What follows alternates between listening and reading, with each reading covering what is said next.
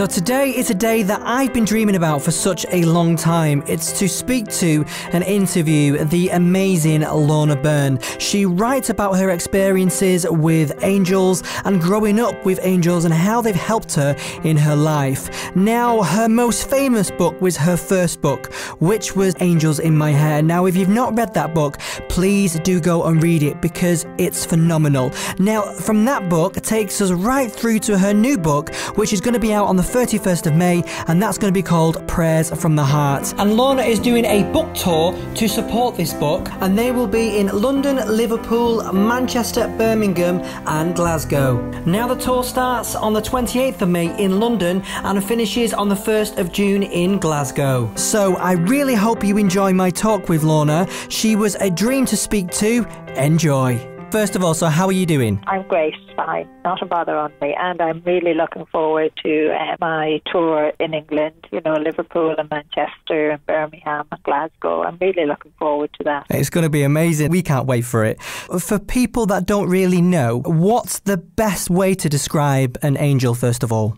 I think the best way to describe an angel is not to, in a sense, allow yourself to say that if you get a glimpse of an angel that, you know, it's the way everyone else sees it. Angels just appear, you know, they're this brilliant light, but within themselves they give a human appearance, but they can be so different and so magnificent and in a sense, only for they give that human appearance within themselves. And sometimes they make part of that appearance, they get you to focus on it more than the rest of them, and it could be their hands or their face, or it could be their wings, and that's the part that, you know, sticks it in the person's mind. And I believe people in the world today are more open spiritually, you know, because everyone is searching to find out more about angels, more about ourselves, you know, the spiritual part of us, which is our soul.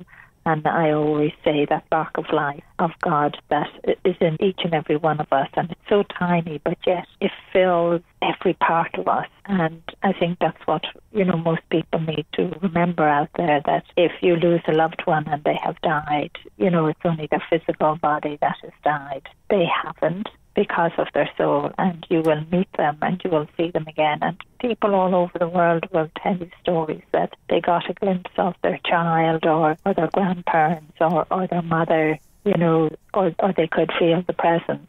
And the angels help us. It's very comforting to know that as well. I mean, from myself and from yourself, it's always nice to know you're not alone on this journey. I mean, so how can people maybe communicate with their angels like in their everyday life? To me, it's so simple. I do kind of say to myself, why do people have a problem? And I think it is really just the conditioning that we have within us, you know, that we're told unless something is solid, it's not real. But I think the first thing a person can do is say to themselves, I might as well give myself a chance. What have I got to lose? Even if you're the most skeptical person in the world, you know, you have nothing to lose, only to gain, to realize that there is more to life, to just acknowledge that maybe I have a guardian angel there. You know, the way sometimes someone will say, well, I'll give it a go and maybe, and what if?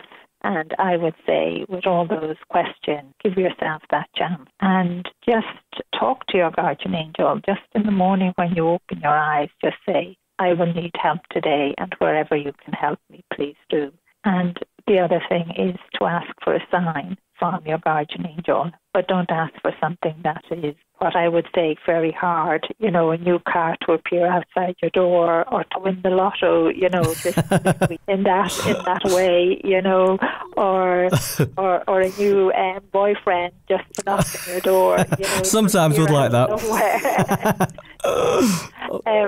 And one of the most commonest signs that people ask for, and you hear about it worldwide all of the time, and that is the feather. In most countries it is a white feather, but in some countries it's not a white feather, because, you know, in some parts of the world you'd never get a white feather. And even for your guardian angel to give you a sign of a feather can be quite difficult at times, because they usually allow that feather to appear in a place that would be unusual for you. sometimes someone would say, they had asked and 3 months later they found a feather in their shoe, or somebody would say, for all of these years I've been living in the house and there has never been a feather even on the floor, and then one day they just find one. Now I would say to people, it's not that you're walking down the road and there's loads of birds, pigeons and all that all around the place, and there's loads of feathers on the ground. It's usually just happens. I always remember a woman who was telling me, she was asking for hope. Things were really desperate within her family. And her husband had said to her, it's silly believing in God or angels, forget about it. And he said to her, that feather has never come, that he was waiting on that evidence. And they opened the hall door, and just as they walked into the hall, there was a feather on the floor. Sometimes even a person will say they find it in a book or they're in a cafe and, they're sitting down having their coffee or whatever, and they look around them and there's a feather right beside them, and that has never happened before. It usually is in ways that it has never happened, especially for the first feather. But sometimes the angels often tell me they're putting these feathers in front of people every day, but yet people miss them. And I think that is because sometimes we're so busy within life, or we're so stressed or so worried that way. But the important thing to remember is your guardian angel never leaves you for 1 second. So you're never, never alone. Well, hopefully with your books, people will start to see these signs, and obviously if there is feathers and if their angels are trying to connect with them, hopefully they will see this. You have written 6 international best-selling angel books, of course. My favourites are Angels in My Hair and most recently Angels at My Fingertips, and obviously coming soon is going to be Prayers from the Heart. What gives you the inspiration to write these books? Wow, that's a lovely question to ask, and I have never really thought of it in that way. It's just that from the time I was a child, the angels would say to me, Lorna, you will write about God and us. And I used to laugh at them and think, they were crazy, in that way. And then when I was a teenager, they continued to say the same thing, and an adult. And then one day it just happened. The angel Michael came up behind me while I was walking home, wheeling the pram with my little daughter in it, and she was asleep. I remember that day getting annoyed with him because it was cold and everything like that. And I was a young mother, so I had a lot to do. And he stopped me and he just said, Lorna, I have a message for you. It's getting near time for you to start to write. And I always remember getting really annoyed, just saying, and how on earth does God expect me even to write one book when I can't read or write? I'm dyslexic, really bad, and even today, and I suppose it is from that moment. And I was terrified when I was writing the book Angels in My Hair, because that was one of the things I had said to the angels. I'm going to be ridiculed and laughed at. I'm already dyslexic, and my parents had already thought I was retarded because that's what the doctors told my parents. But way back then, they didn't know about a child being dyslexic, and I know I'm not even pronouncing that word properly. So you were put into a box, you were marked in that way. So I have got ridiculed and still do, but it doesn't matter, because when you're in a city in London or anywhere, or in an airport, and a young person or an elderly person walks up to you and just says, I want to say thank you. You saved my life, or you gave me hope. And I think young people of today need that. From a baby, you've always seen and communicated with angels. So would you say they've really supported you throughout your life then? Oh, God, yeah. I actually don't know what it's like for you not to see angels every day. Like, I'm even sitting here in this little room that we've turned into my office, where I work, and full of angels. And I know if I go out on the street and meet people, and not just see the people, I will see the angels that are with them. I will see the guardian angel that's with them, and as well, sometimes even the soul of a loved one that is with them for a moment. All of that is ordinary to me, but I know it's not ordinary to everyone else. I can't imagine myself what it would be like for you not to be able to see what I see with my mind away. I mean, I'm hopefully as colourful as yours, I suppose, but maybe not as noisy as yours, maybe. Well, I think I get used to the noises, and I get used to, the angels talking.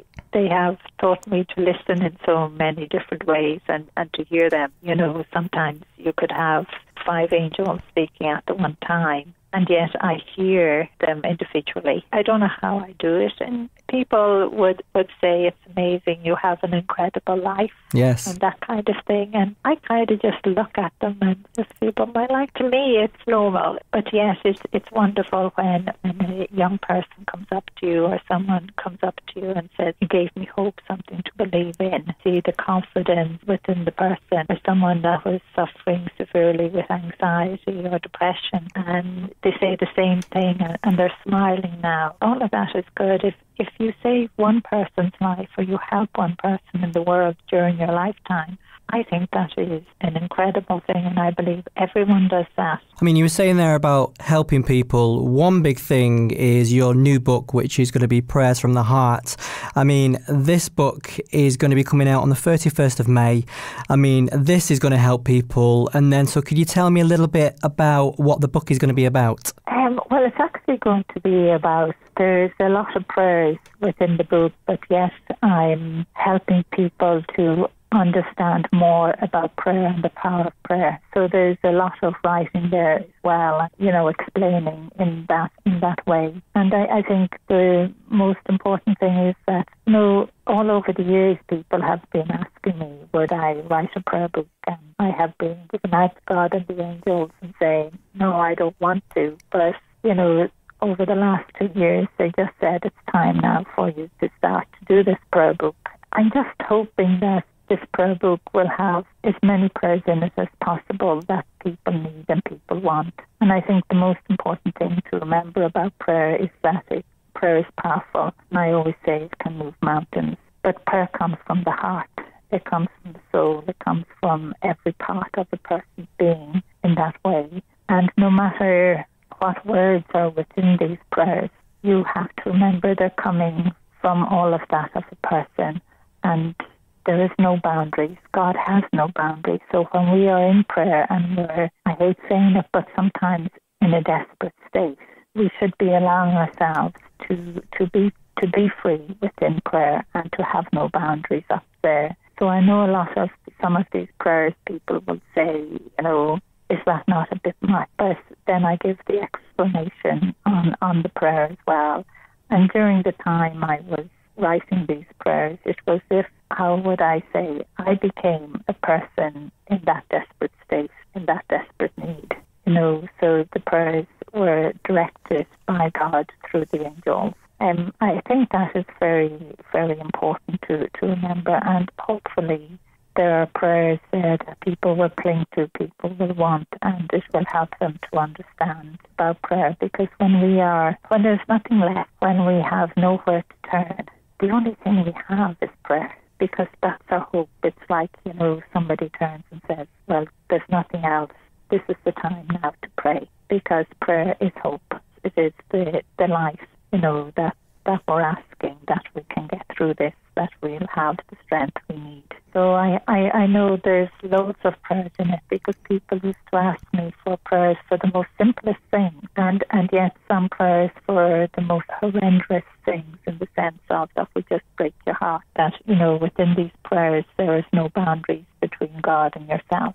So whatever words are used, those words are okay to use. Wow, well, hopefully, Prayers from the Heart, it will be an amazing book as well. But people can actually see you on your book tour, which is going to be Prayers from the Heart tour. Now, you'll be on the 29th of May in Liverpool, the 30th of May you'll be in Manchester, then the 31st of May you'll be in Birmingham, and then on the 1st of June you'll be in Glasgow. So what can people expect when they see you on tour? Well, I never know what people can expect in one way. I will be talking about the questions, and of course there will be different interviewers as well, and some very interesting people will be doing the interviews with me, and I'm sure they will have many fascinating questions to ask about prayer as well. But another thing that will happen is that people in the audience will be able to ask questions. And I always think that is very important to bring people into what's happening in that way, into connecting with our soul, with the spirituality of ourselves, that the whole world is in search of now at the moment. And of course then it's the most important part of the talk, again, will be the blessing at the end. I will bless everyone individually. I remember that. I got a blessing last time when I was in Liverpool. Trust me, it was amazing. I'm looking forward to it as well. I think people will have interesting questions to ask on prayer, and I know one of them will be in the sense of, why are my prayers not answered, in that way, or why did something happen? And then I know there will be, like the other day I was at a hospital, for sick children, and one of the members of the family said, we're having great difficulty, with a member of the family, and now we have this little nephew as well. And I just said, I would say a prayer and ask for that other member of the family to contact you. And I think it was a few minutes later that prayer was answered, because a text message came up on the lady's phone from the other member of the family that everyone was having, or let's say, fell out with. And to them, that was a wonderful miracle during this time of crisis that the family are having now. And they just said, Lorna, well, if God answers the prayer for our little nephew as quickly as that prayer has been answered, it will be wonderful. But all that you can do is pray and ask. And so many prayers are answered. Miracles happen every single day. But sometimes we just take all those miracles every day for granted, as if, they're meant to happen anyway in that way. But then there is times when we need really big miracles to happen, especially when there is a sick child or a sick mother or father or brother or sister in that way. And prayer is very, very powerful to ask for the healing, for the help that is needed. But again, I would always say you always have to ask for what is the best for the person who is ill, what is the best for them.